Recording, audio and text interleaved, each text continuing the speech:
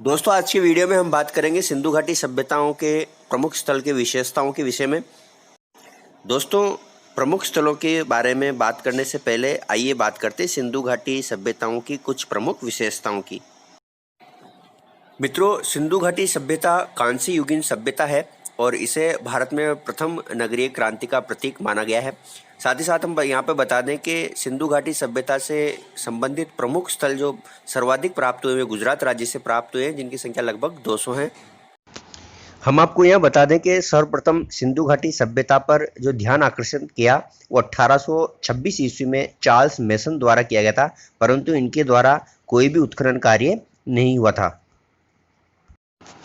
यहाँ पे हम आपको एक तथ्य और बता दें कि 1856 ईस्वी में जब कराची और लाहौर के मध्य रेलवे लाइन का निर्माण किया जा रहा था, उस समय जॉन बर्टन व विलियम बर्टन नामक दो व्यक्तियों द्वारा हड़प्पा के टीले से कुछ ईंटें निकाली गई और इस तरह से इस सभ्यता का रहस्य उद्घाटन हुआ।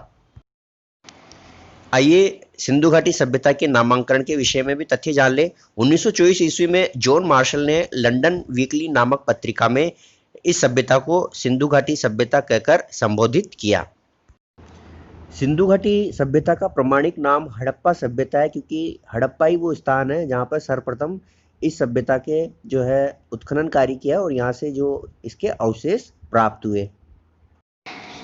आइए बात कर लेते हैं सिंधु घाटी सभ्यता के प्रमुख स्थल हड़प्पा के विषय में। हड़प्पा को सिंधु घाटी सभ्यता का तोरण नगर या प्रवेश द्वार भी कहा गया है। आइए अब बात करते हैं हड़प्पा स्थल के परिचय के विषय में। हम आपको यहाँ पर बता दें कि इस क्लिप में से अधिकांशतः प्रश्न देखने को मिले हैं, खासतौर से उत्खननकर्ता के विषय में प्रश्न पूछा गया है। तो हड़प्पा स्थल की जो स्थिति है वो है पाकिस्तान के पंजाब प्रांत के मोंटगोमेरी जिले में ये स्थल स्थित है। इसका उत्खनन कार्य दया राम साहनी द्वारा 1921 ईस्वी में किया गया था। और साथ ही साथ हम आपको बता दें कि हड़प्पा स्थल जो है वो रावी नदी के तट पर स्थित है। यहाँ पर हम आपको बताएं कि नदी आधारित प्रश्न भी पूछे गए हैं मिलान में या सीधे ही कि कौन सा स्थल जो है किस नदी के तट पर मिला, इस तरह से आप इन तथ्यों को तैयार करें। आइए बात करते हैं हड़प्पा स्थल से प्राप्त अवशेषों के विषय में। इनके विषय में जानकारी से पूर्व हम आपको बता दें कि हम जो यहाँ पे आपके लिए संकलन लेके आए हैं वो शायद ही आपको किसी पुस्तक में या कहीं मिले, क्योंकि हमने काफ़ी अध्ययन के पश्चात, काफ़ी पुस्तकों के संकलन के पश्चात में ये तथ्य तैयार किए, तो इन्हें आप ध्यान से तैयार करें। यहाँ पर प्राप्त हुआ एक दुर्ग के अवशेष जिसे व्हीलर द्वारा माउंट एबी का नाम दिया गया। साथ ही यहाँ पर 6 मनकों वाला एक सोने का हार भी प्राप्त हुआ और स्त्री के गर्भ से निकलता हुआ पौधा का अवशेष भी यहाँ से मिला है। साथ ही यहाँ पर काले पत्थर से निर्मित एक नर्तक की मूर्ति जिसे नटराज कहा गया और R37 व H नामक कब्रिस्तान भी यहाँ से प्राप्त हुए हैं। हड़प्पा स्थल से 6 अन्नागार, कांस्य की गाड़ी व कांस्य को गलाने का पात्र, नर कबंध, अभिलेख युक्त मोहरें। हम आपको यहाँ बता दें कि सर्वाधिक अभिलेख युक्त मोहरें हड़प्पा स्थल से ही प्राप्त हुई है। साथ ही यहाँ पर कर्मचारी आवास, दस्तकारी मंच व बैरक के अवशेष भी प्राप्त हुए हैं। साथ ही हड़प्पा से मछुआरे का चित्र, 18 गोल चबूतरे, जौ व जले गेहूं के अवशेष भी प्राप्त हुए हैं। साथ ही हम आपको ये बता दें कि हड़प्पा में शवों को दफनाया जाता था। आइए बात करते हैं अगले प्रमुख स्थल की, जो है मोहनजोदड़ो।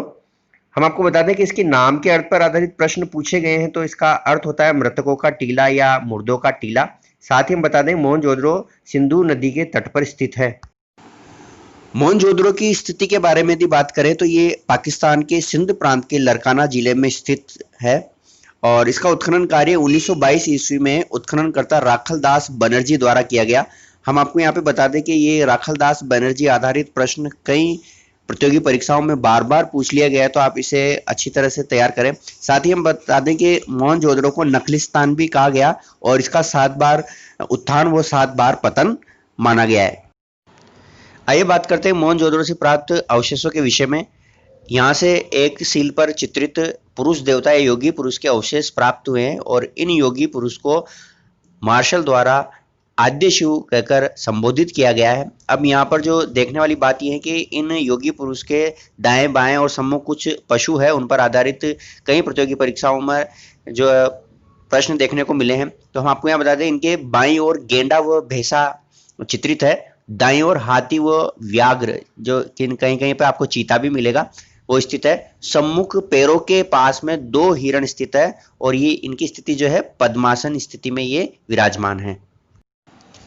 मित्रों, हम यहाँ पे बता दें कि मोहनजोदड़ो में एक विशाल स्नानागार भी मिला है, जो कि सार्वजनिक स्थल था, सर्वप्रमुख सार्वजनिक स्थल था। मार्शल ने इसको आश्चर्यजनक निर्माण कहकर संबोधित किया और कौशाम्बी ने इसकी तुलना पुष्कर के कमलताल से की है। साथ ही बता दें कि यहाँ पर कुषाण काल में एक स्तूप का निर्माण भी करवाया गया। मोहनजोदड़ो से अन्न भंडार गृह के अवशेष भी प्राप्त हुए, जो कि सबसे बड़ी इमारत थी। कुबड़ बेल की मुहर, हाथी दांत पर मानव चित्र, घोड़े के अस्तित्व के प्रमाण, सूती कपड़े के अवशेष, कांस्य की नर्तकी की मूर्ति, बहुत इंपॉर्टेंट टॉपिक है, इस पर प्रश्न आ चुके हैं। नागरिक परिषद का विशाल भवन और यहाँ पर कलश अवदान के अवशेष भी मिले हैं। और हम आपको यहाँ बता दें कि मोहनजोदड़ो में शवों को जलाया जाता था। साथ ही मोहनजोदड़ो से महाविद्यालय का भवन, जो कि पुरोहितों का विद्यालय माना गया है, नाव का चित्र, हाथी का कपाल खंड, सीपी की पटरी, कुंभकारों के 6 भट्टे, गले तांबे के ढेर, कुएं से प्राप्त नर कंकाल, गीली मिट्टी पर कपड़ों के साक्ष्य, घोड़े के दांत और पक्की ईंटें प्राप्त हुई है। साथ ही मोहनजोदड़ो से पशु बलि के प्रमाण भी प्राप्त हुए हैं। दोस्तों, तो आज की वीडियो में हमने 2 प्रमुख स्थलों के बारे में बात की, हड़प्पा व मोहनजोदड़ो। तो हम आपको यह बता दें कि स्टुअर्ट पिगट ने हड़प्पा और मोहनजोदड़ो को विस्तृत साम्राज्य की जुड़वा राजधानी कहा है।